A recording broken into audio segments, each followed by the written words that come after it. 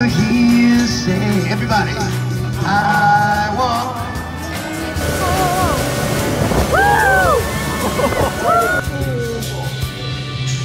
The face covering, place the oxygen mask over your nose and mouth.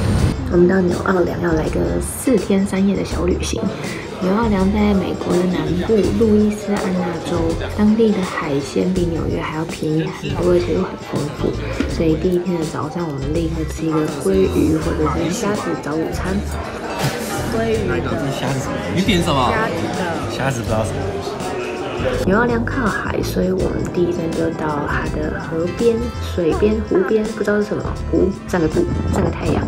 接着就到它的水族馆。今天是第一天的第2站，跑到水族馆。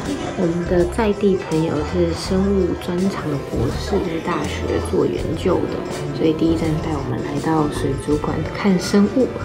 这个水族馆它把各个地域分类，所以有很多的隧道啊、展示啊，用各种不同的方式。跟他对看。像这区就是亚马逊区。除了近距离可以看到的海底生物跟植物之外，头上还有这个7彩的鸟，彩色到超级像甲鱼。一上来就看到一只鸟，我们看到食人鱼，这里食人鱼是这样亮晶晶小小的，说真的跟其他鱼放在一起也不会认得出来，真的是超凶猛的食人鱼。在这边跟它见了面，企鹅应该就是全世界小孩共同的最爱吧。企鹅区聚集了超级多的小孩。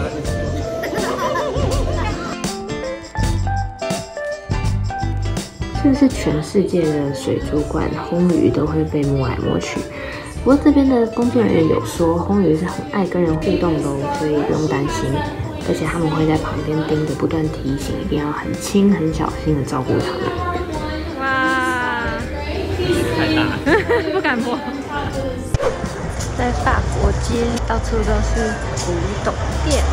法国街是纽奥良最热闹的商圈，古董店不知道为什么超级多的。我们在里面我都不敢动，红哥也很怕我去碰到的东西，大概就要留下来几天洗碗这样。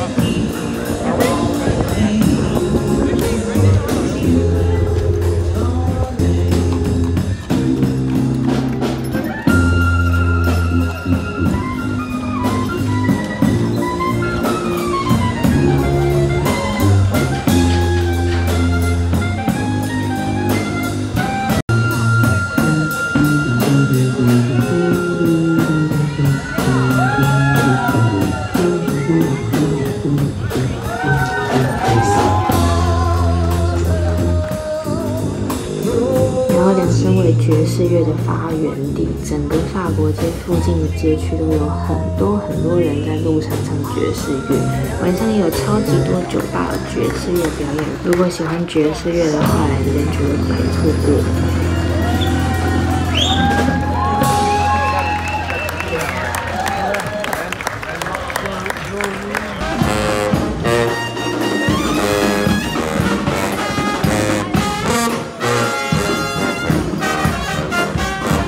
He say, everybody, I want. One more time, y'all, 'cause I want. And the crowd goes wild. 然后我们来到这家去纽奥良必去的咖啡厅吃法式甜甜圈。纽奥良最一开始是法国殖民地，是1718年开始的，所以这最热闹的商圈都叫做法国区。现在也都还算是纽奥良的心脏啊。法式甜甜圈最大的特点就是会撒满满的糖霜，一定会掉的整桌整地，味道就是非常好吃，真的超好吃。不吃甜点的我就是后悔只有买一个。到波本街了。波本街就像是法国区的酒吧街，来这边玩的人就是越玩越嗨。如果在纽奥良的狂欢节来这边，还会有非常多一系列的活动。那不管是什么时候来，听说早上路上都会有很多的醉汉醉倒在路边。波本街。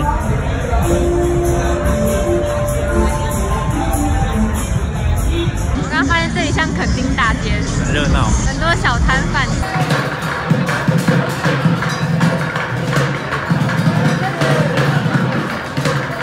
第第二天，不小心跑到楼优啦大区，我要找图类，然后一直找不到。一如往常，我们只要去一个新的城市，就会想要去看看当地的学校。牛奥良最有名的应该就是独练大学了。我们找到了，其实就在刚刚罗优拉的旁边。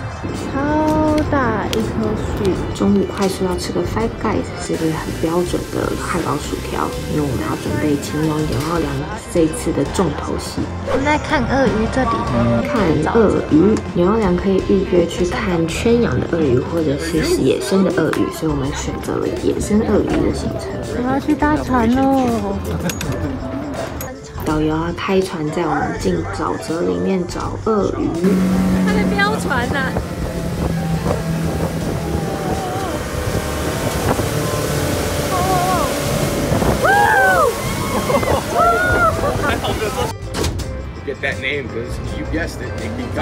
差不多到鳄鱼可能会出没的地方，船就开始慢下来了。大家都在找鳄鱼的踪影。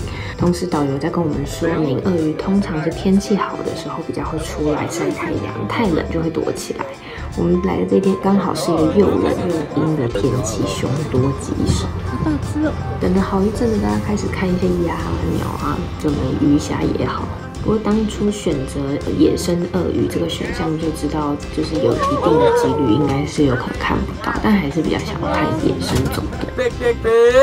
最后导游还呼唤了鳄鱼跟山猪，他们都不出来，所以我们就放弃回程。结果我们什么都没看到，对啊，没有看到鳄鱼，都太冷了，鳄鱼去休息。他们都回去睡觉了。我来 LSU 参观了吉祥物是一只老虎，然后学校里面就真的有一只老虎。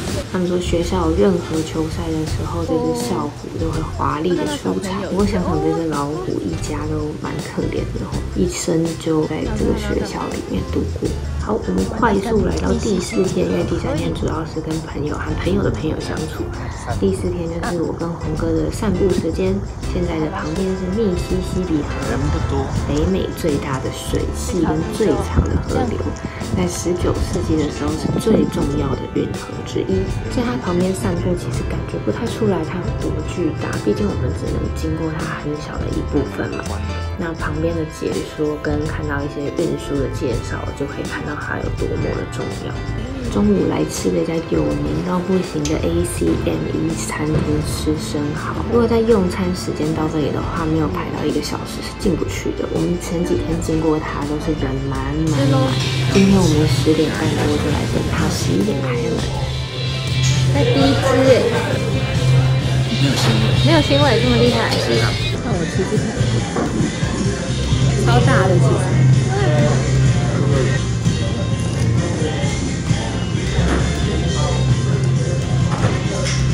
就是没有腥味，你觉得有？没有腥味，只是很冰，很酷的感觉，一种是生鱼片的一种的感觉，很滑，就是你知道它是一个生的东西，就是可能内心有一点点抗拒，可是它吃下去是好吃的。哦，我知道，很像冷的蛤蜊汤。就玩了这个 oyster， 超级好吃，而且没有腥味，很滑顺。我们进来到15分钟。然后这个是软壳蟹，它在扒软壳蟹的脚，整只拿去蘸酱，还蛮好笑的。我们决定点第2盘，这个太划算了，12个只要18块，一个1块多美金，如何？一样好吃。吃完生蚝来杯咖啡是一定要的吧？接下来我们决定散步到拉法叶墓园。拉法叶墓园有名，在这个地方埋葬了以前巫毒的一些宗教人士，有一些吸血鬼的电影还在这边取景的，又再加上纽奥良这个常淹水的气候，所以他们的墓地是往地上盖的，就像一间一间的小房子一样，没有埋在土里面。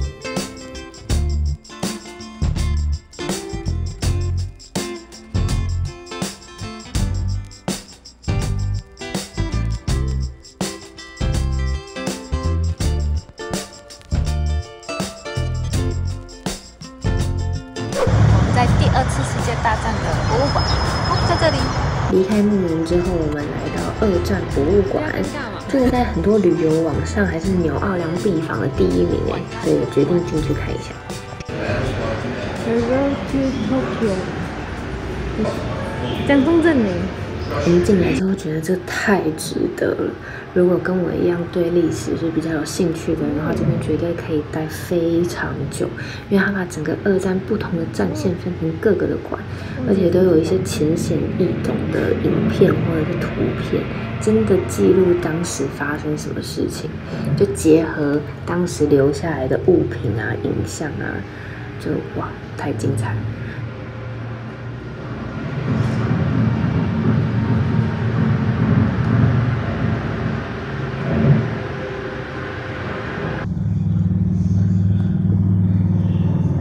让这一区是东南亚区的战事，它直接布置成当时美军到东南亚遇到的丛林这个地理环境。我们在二战博物馆直接逛到关门都看不完。现在是礼拜一的晚上到波本街，人少很多，真的跟那个周末比起来人少超多，然后也没有那么多喝酒的人。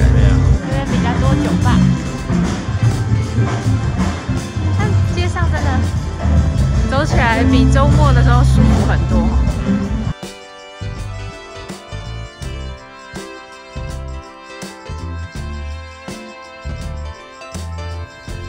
这是最后一天一大早，我们再度回到法国区的周边看看景点。这是一个15世纪打仗的军人雕像，虽然我们不认识他了，但是他真的非常的精又很耀眼。接着再找个咖啡厅点个咖啡欧蕾，再绕到皇家区去看看这些老房子。